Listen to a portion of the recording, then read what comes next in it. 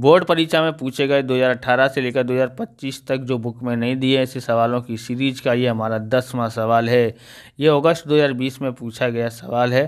देखते हैं, Mansi company limited की नीचे दी गई जानकारी पर से परिचालन लाभ को प्रभावित करने वाले व्यवहार और विनियोग प्रवृत्ति में से उद्भव हुआ और रोकड़ प्रवाह ज्ञात करो। यहाँ पर विवरण रकम दिया गया है।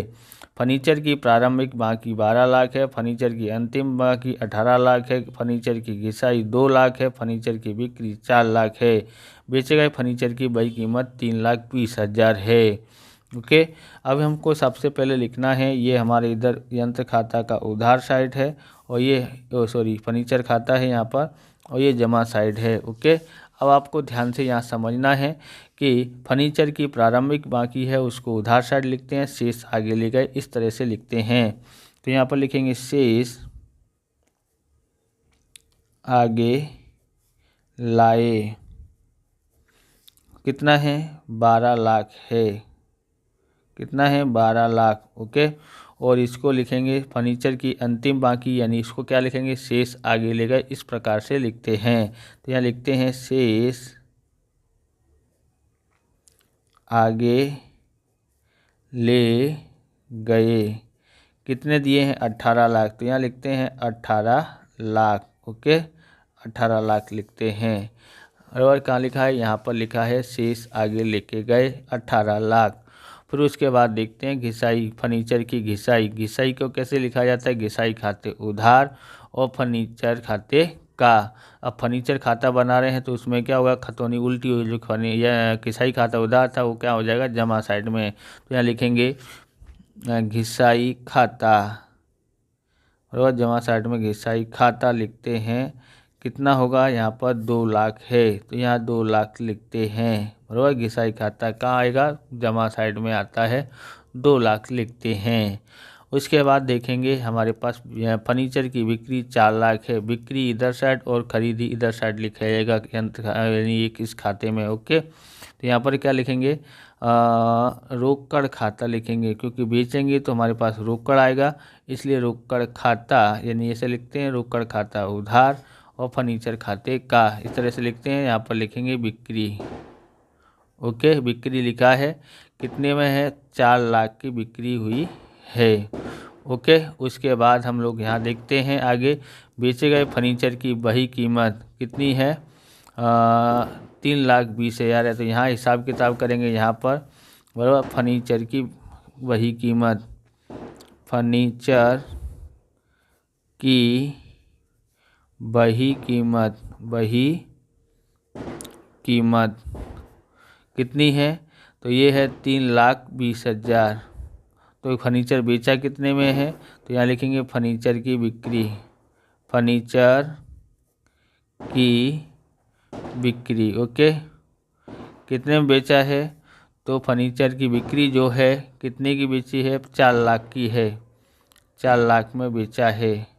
अब ध्यान से समझोगे, अगर हमने कम कीमत है और ज़्यादा में बेचा तो हमको क्या होगा, लाभ हुआ है। तो 4 लाख में से 20,000 घटाओ, तो 3,20,000 घटाते हैं 4 लाख में, तो 80,000 को हमको क्या मिलेगा, लाभ। तो लाभ हानि खाते। ओके, क्या लिखते हैं, लाभ हानि खाते। तो यानी कि यंत्र बिक्री से लाभ, इस तरह से लिखेंगे। तो यहाँ लिखते हैं, क्या लिखेंगे, फर्नीचर बिक्री से लाभ। बार बार यंत्र को निकल जाता है क्योंकि अब यंत्र के 3 सवाल किए हैं इसके लिए। ओके, तो फर्नीचर बिक्री से लाभ। ओके, कितना होता है, तो ये होता है 80,000। ओके, अब ध्यान से समझना है, टोटल इधर साइड का ही ज़्यादा होगा क्योंकि खरीदी अभी इधर ज्ञात करने की है। तो ये अब जोड़ते हैं, यहाँ पर देखोगे तो क्या है, 18 लाख और 2 लाख, 20 लाख हो गया, 20 लाख और 4 लाख 24 लाख हो जाता है।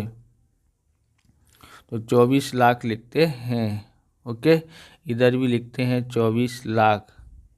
ओके, आप इस प्रकार के वीडियो देखना चाहते हैं तो डिस्क्रिप्शन में आपको अकाउंट और स्टेट के अलग अलग चैप्टरों की वीडियो की प्लेलिस्ट की लिंक मिल जाएगी, वहां से आप देख सकते हो। चैनल पर नए हैं तो चैनल को सब्सक्राइब कर लेना, क्योंकि हम इस प्रकार के वीडियो आपके लिए बनाते रहते हैं। लाइक शेयर कमेंट दबा के कर दीजिए, सब्सक्राइब भी कर दीजिए, और अगर हाइप का बटन दिखाई देता है तो आप हाइप भी कर दीजिए। ओके, और इस तरह से आप हाइप करेंगे तो हमको मोटिवेशन मिलता है, क्योंकि आपके द्वारा हमको पॉइंट मिलते हैं। चलिए आगे देखते हैं। अब हमारे पास ये हो गया है। अब हम 24 लाख इधर लिखा है, इधर 24 लाख नहीं लिखा है तो यहाँ लिख देते हैं।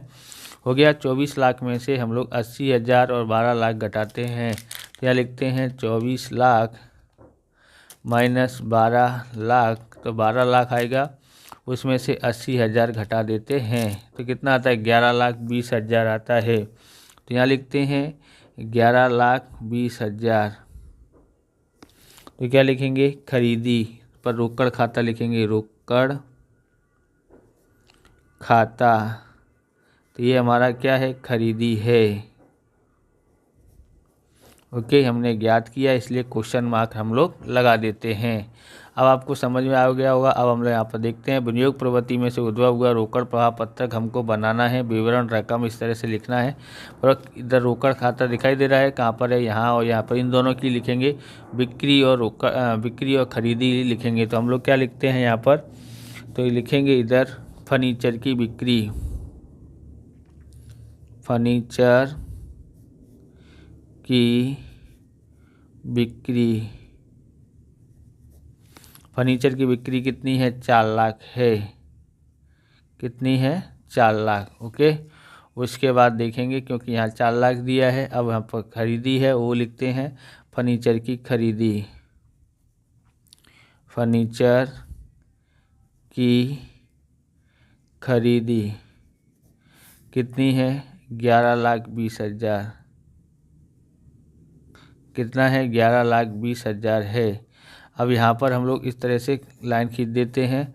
ये हमारी जावक है, बराबर, क्योंकि ये इसमें रोकड़ा जाएगा, खरीदते हैं तो रोकड़ा जाएगा, और ये यानी कि हमारा जावक हुआ और ये आवक हुआ है, बराबर। तो इसलिए ये प्लस में है और ये माइनस में है।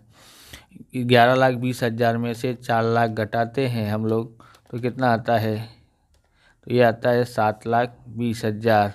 ओके, कितना आता है, 7,20,000 आता है माइनस में।